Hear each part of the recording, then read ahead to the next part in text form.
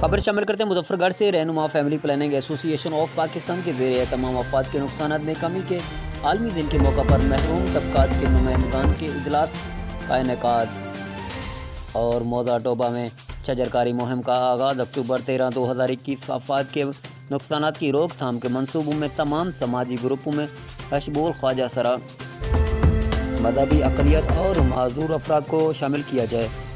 ये मुतालबा मुख्तलिफ समाजी तबकात के नुमाइंदगान ने एक मीटिंग में किया। मीटिंग का इनेकाद रहनुमा APIA ने अफराद के नुकसानात में कमी के आलमी दिन के हवाले से एक मकामी होटल में किया।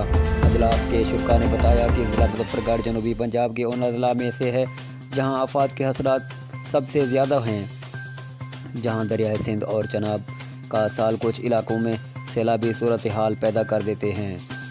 कोई भी हुकूमती या गैर हुकूमती इदारा तनहा किसी आफत के मुतासरीन को तमाम शोबों में खिदमत मुहैया नहीं कर सकता।